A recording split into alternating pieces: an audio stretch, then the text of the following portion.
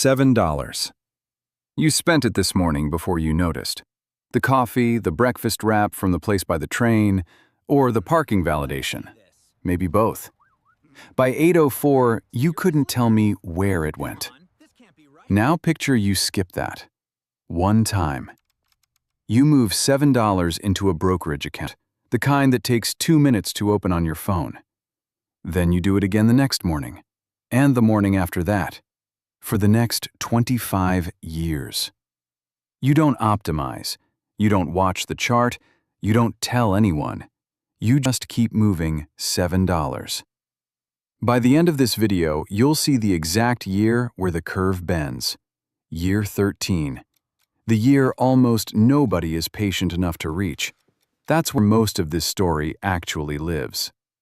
Run the numbers yourself. $7 a day for 1 year is $2,555. That's not a typo. It's a tax refund. It's a used dishwasher. It's 3 weekends in a cheap hotel. It's also the entire annual contribution to the thing we're going to track for the next 25 years. So, before we go anywhere, let me show you what $7 actually is in your life. Because the math doesn't matter if you can't see the money. $7 is a mediocre coffee and a sandwich at the place near your office. $7 is parking validation downtown for the meeting you didn't want to take. $7 is the second beer you didn't need on Thursday. $7 is the streaming service you signed up for in 2023 and forgot to cancel. $7 is the upgrade, guacamole, large fries, the extra topping. $7 is the lunch you bought because you didn't pack one on Sunday.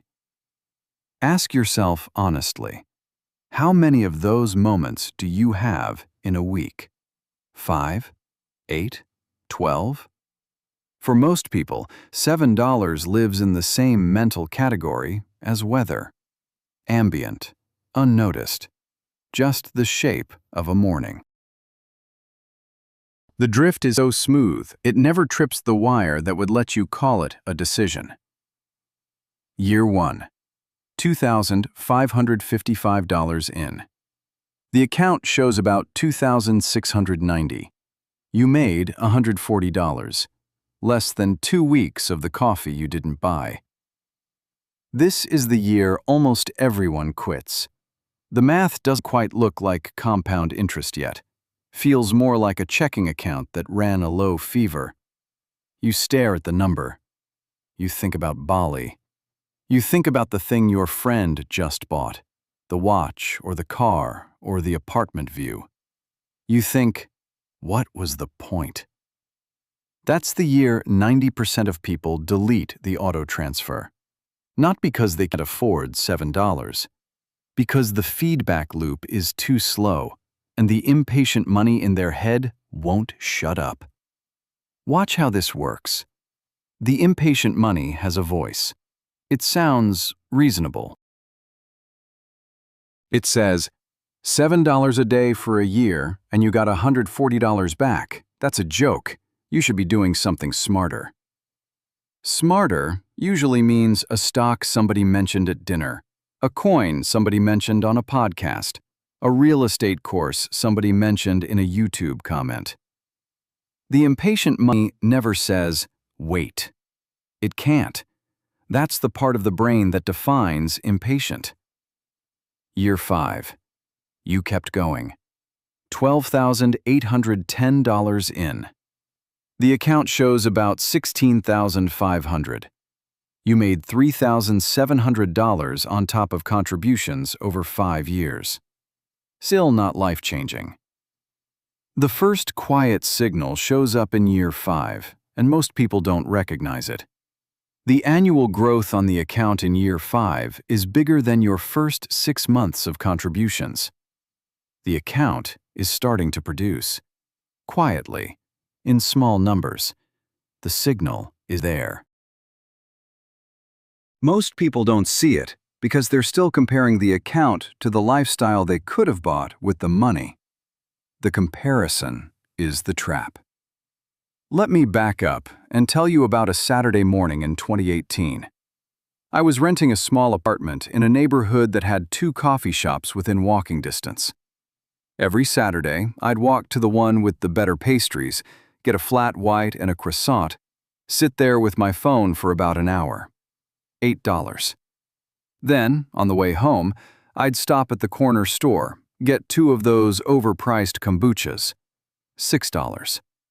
Then, later that afternoon, often, I'd order something. A book, a kitchen gadget, a t-shirt I didn't need, from a brand someone tagged on Instagram. Call it $20 on average. By Sunday night, every Saturday cost me about $34 I hadn't planned. I sat down one Sunday in November of 2018 with 3 months of bank statements and a yellow legal pad and just added up the Saturdays. $408 over 12 weeks, $1,400 a year of Saturdays. That was the morning I understood what the impatient money was actually doing, making Saturdays disappear while I told myself I was enjoying them. I don't tell you that story to make myself sound disciplined. I tell you that story because it took me 6 years of earning income before I noticed it. 6 years. The math hadn't changed in those 6 years. My ability to see the math had changed. Year 10. $25,620 in. The account shows about $43,500. The growth is now $17,800 on top of contributions. $17,000. That's the price of a decent used car. Sitting in the account. Nobody paid for it. The rate did. The account doesn't know who you are. The account knows one variable: consistency. Year 13. Stop. This is the part of the video where most of the math you've heard your whole life finally shows up. $33,300 in. The account shows about $68,100. Growth on top of contributions, $34,800. The $34,800 sitting in the account in year 13, none of that came from your wallet. That number is bigger than every dollar you ever put in. Year 13 is the dividing line. Year 13 is the year the account starts working harder than you do. Put a calculator next to you. Check it. Through year 12, your contributions are larger than the growth. Through year 14, the growth is larger than your contributions. Year 13 is the seam. The seam between the years where you're carrying the account on your back and the years where the account starts carrying you. Almost nobody talks about year 13 because almost nobody gets there.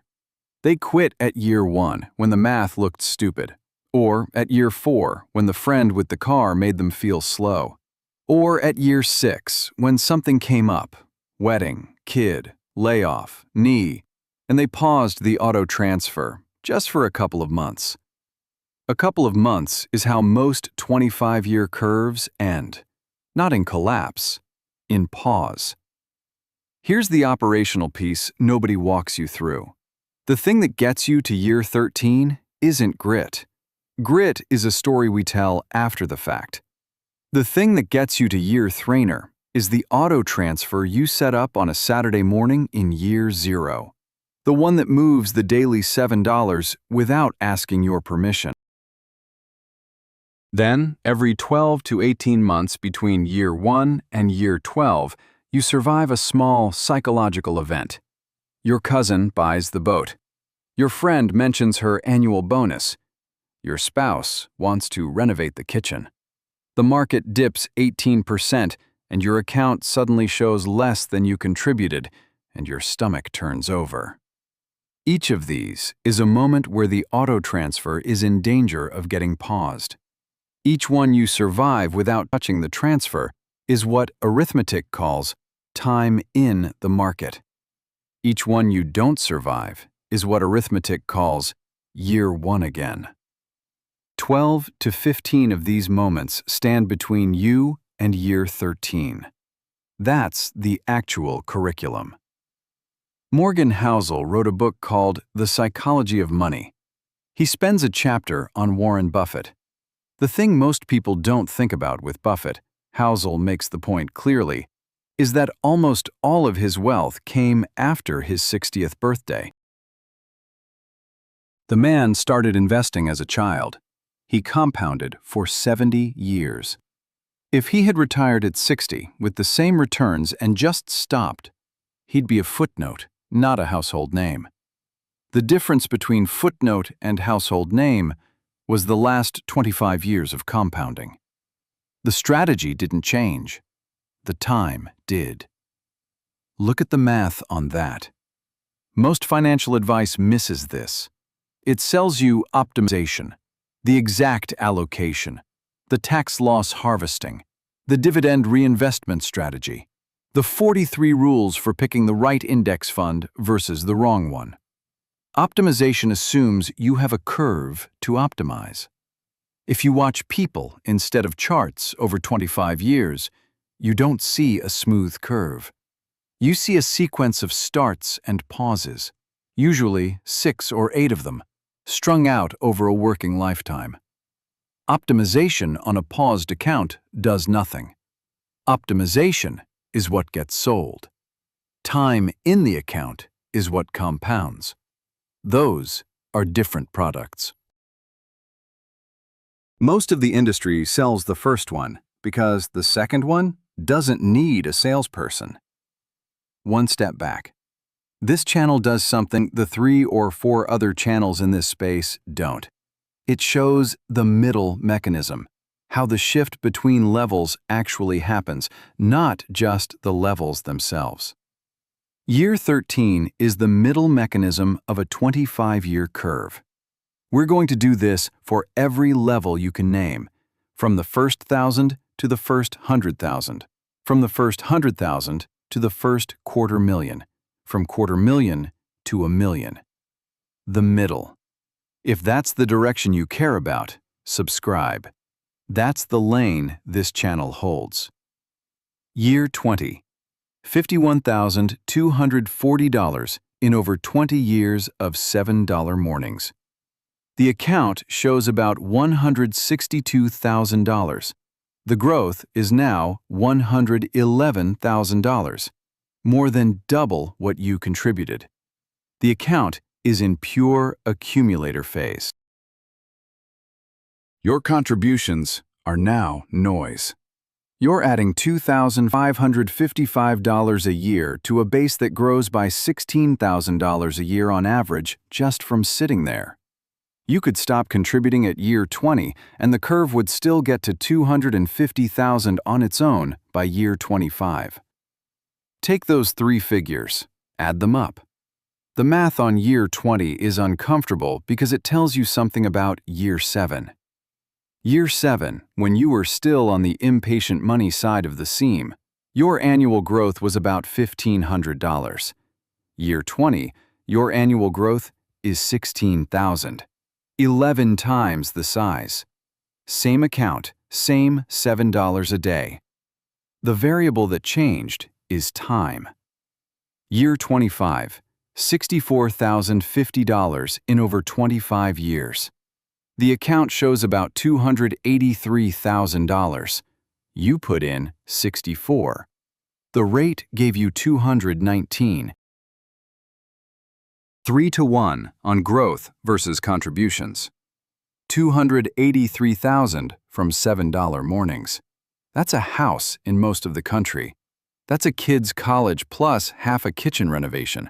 That's an apartment paid off if you bought right. That's enough that, paired with whatever else you saved through your job, you have an actual choice about year 26. Not a Bali fantasy, a choice. Choices cost money. $283,000 from skipping the coffee, the wrap, the parking, the second beer, the upgrade. Run the numbers yourself. You'll get the same answer. For context, Vanguard publishes a yearly report called How America Saves. If you read it, and I'd recommend skimming the median balance section, the median retirement account balance for Americans in their 40s is somewhere in the tens of thousands of dollars. Not the hundreds of thousands. The tens. That's the median of people who actually have a retirement account. The figure excludes everyone with zero. Now, compare that to the curve we just walked through. $7 a day. $283,000 at year 25. The gap between the median account and a fully loaded $7 curve has very little to do with salary. The gap is almost entirely the seam at year 13. Most of the people in that median pool got close to the seam and paused. Look, the compound has no opinion about who you are. It doesn't care what you do for a living. It doesn't care whether you're behind or ahead. It doesn't care what your friends bought this year. What it tracks is a single input.